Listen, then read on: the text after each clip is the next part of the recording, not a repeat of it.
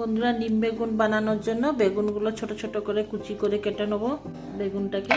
আর এই নিম পাতাটা তো শুকিয়ে নিয়েছি। যে নিম পাতাগুলো শুকাতে দিয়েছিলাম সেগুলো থেকে খানিকটা বন্ধুরা দেখালাম যেটা যে আমি তুলে নিয়ে এলাম এক মুঠোর মতো, একটু বেশিই নিয়ে এসেছি। আমি নিম পাতা খেতে খুব ভালোবাসি। আর এখানে বেগুন কেটে নিয়েছি নিম বেগুন করব বলে। আচ্ছা বন্ধুরা, আমরা যেমন বেগুন ভাজাতে হলুদ নুন দিই, সেরকম আমি এখন এই বেগুনটাতে নুন হলুদ মাখিয়ে নেবো। আমি কিন্তু হাতে করেই মাখিয়ে নিচ্ছি। ঠিক হাতে করে না মাখালে সবসময় ঠিক হয় না।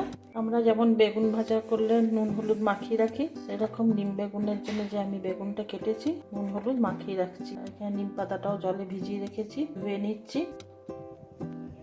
বন্ধুরা, নিম বেগুনের যে বেগুনগুলো কেটে রেখেছিলাম সেগুলো এবারে আমি, তেল গরম হয়ে গেছে, আমি একটু হালকা চেপে জলটা বার করে বেগুনগুলো দিচ্ছি।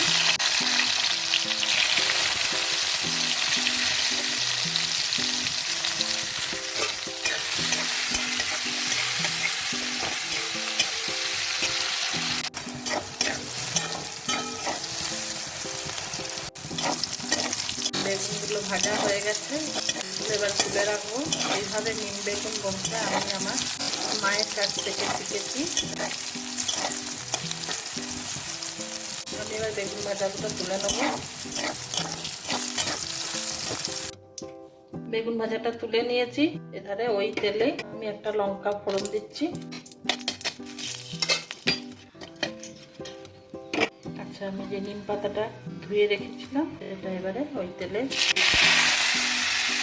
মেয়েরা তো বন্ধুরা কিছু থেকে মায়ের কাছ থেকে, কিছু থেকে শ্বশুর বাড়ি থেকে, শ্বশুর বাড়ির মায়ের কাছ থেকে, বাকি আরও যেখান থেকে যেরকম বেঁচে থাকতে বড় হতে হতে যার কাছে যার যে রান্নাটা ভালো মনে হয় সেই রান্নাটা শিখে। তাই তো নাকি? রান্নাও একটা শিল্প বন্ধু। সত্যি তো, মেয়েরা কিছু রান্না থেকে মায়ের কাছ থেকে, মা মাসিদের কাছ থেকে, আবার যখন বিয়ে হয়ে যায় শ্বশুর বাড়ি থেকে। আমি এখানে আর অল্প একটু নুন দিচ্ছি। বেগুনটা নুন হলুদ মাখিয়ে রাখা ছিল। নিম পাতাটা একটুখানি গ্যাসটা কমিয়ে দিয়েছি, একটু মুড়মুড়ে হওয়া পর্যন্ত ভাজবো।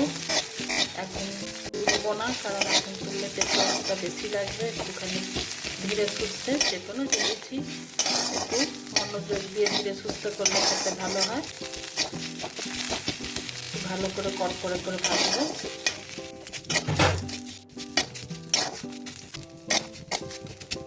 বন্ধুরা, আওয়াজটা শুনে বোঝা যাচ্ছে পাতাগুলো বেশ মুচমুচে করে ভাজা হয়ে গেছে। পরে আমি এতে বেগুনগুলো মিশিয়ে দেবো। এইভাবে করলে বন্ধুরা খুব একটা তেতো লাগে না। ছোটো বাচ্চাদের দেবেন, খেতে খুবই ভালো লাগবে। আর বেশি ঘাটবো না, এরকম আলতোভাবে খুন্তি দিয়ে নিম পাতাটা বেগুনের সঙ্গে মিশিয়ে নেবো। তৈরি হয়ে গেল আমার নিম বেগুন। এইভাবে করলে সত্যিই খেতে খুব ভালো লাগে। হয়ে গেল আমার নিম বেগুন।